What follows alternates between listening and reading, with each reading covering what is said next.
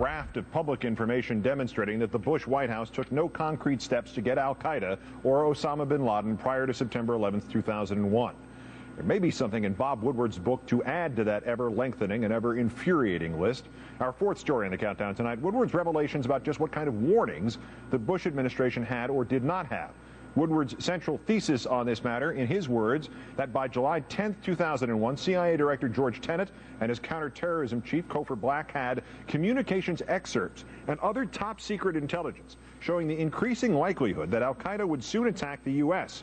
But Tenet had been having difficulty getting traction on an immediate bin Laden action plan, in part because Rumsfeld had questioned all the NSA intercepts and other intelligence. Tenet and Black met with Condoleezza Rice on July 10th.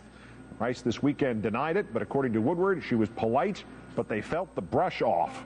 There's also this part, not yet widely reported. Black calculated that if they had given him $500 million of covert action funds right then and reasonable authorizations from the president to go kill bin Laden, he would have been able to make great strides, if not do away with him. The CIA had about 100 sources and sub-sources operating throughout Afghanistan. Just give him the money and the authority, and he might be able to bring bin Laden's head back in a box. At that time, MSNBC terror analyst Roger Cressy was director of transnational threats on the National Security Council staff. He joins us now. Roger, thanks for your time tonight. Good to see you, Keith. My first question, you're now consulting in a firm with Richard Clarke, who was at that meeting on July 10th on the central question of whether Rice was warned then of an attack on the U.S. Do we know who's right here, Woodward or Secretary Rice? No, she was warned. I mean, there was a meeting. It was George Tenet, Dick Clark, another individual from the agency, Cofer Black, and Steve Hadley. And what it was, Keith, was a briefing for Dr. Rice that was similar to a briefing the CIA gave to us in the Situation Room about a week before, laying out the information, the intelligence, laying out the sense of urgency. And it was pretty much given to Dr. Rice and Steve Hadley in pretty stark terms. The $500 million Cofer Black action plan against bin Laden, would that have read like crazy talk if that had been presented to her as Woodward describes it? Not crazy talk, but because in some respects that's what we did after 9/11. Although as much as I love and respect Cofer, I don't think we would have been able to bring his head back in a box then, because frankly all the CIA sources in Afghanistan stunk, and that was part of the problem.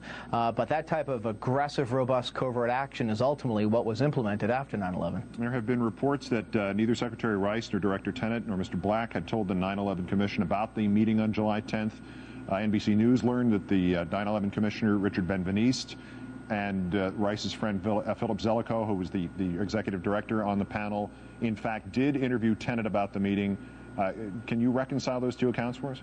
Yeah, actually, Andrea Mitchell did some great reporting on this today. There was that meeting. It was January 28th, 2004. George Tenet spoke about the July 10th meeting extensively. And as a matter of fact, it is in the notes, the transcripts of that meeting that are now contained in the National Archives. You know, I think this is a case, Keith, where the 9/11 Commission just missed it. I mean, it was there in black and white, and they failed to include it in their report. Now, say for the sake of argument, Phil Zelikow was trying to hide it and protect it.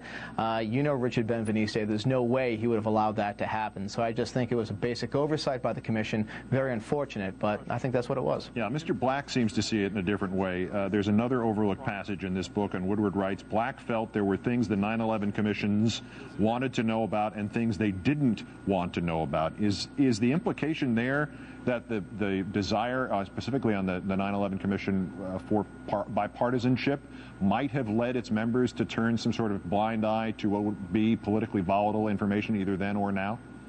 No, I don't think so, Keith. I think the one criticism you can make of the Commission's product is that in the spirit of bipartisanship, they were not as sharp with some of their analysis and conclusions as you would have liked.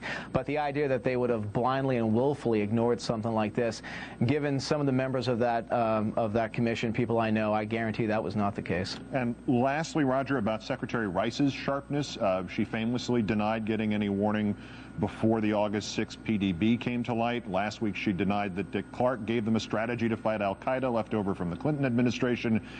Now she's denying what Tenet and Black say they, or apparently told Woodward. Where is Secretary Rice's credibility on this subject of pre-9/11 intelligence right now?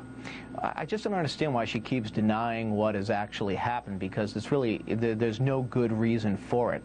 The 9/11 Commission had it right about the summer of 2001, Keith, which was there was an overwhelming body of evidence, but there was not that sense of urgency in the West Wing of the White House to be proactive and aggressive in going after al-Qaeda and taking proactive steps and directing the interagency to do so. That's what was missing, and I think what you see in Bob Woodward's book is another recitation of that very sad fact. Roger Cressy, MSNBC terrorism analyst, former director on the National Security Council staff. As always, Roger, great thanks for joining us tonight. Thanks, Keith.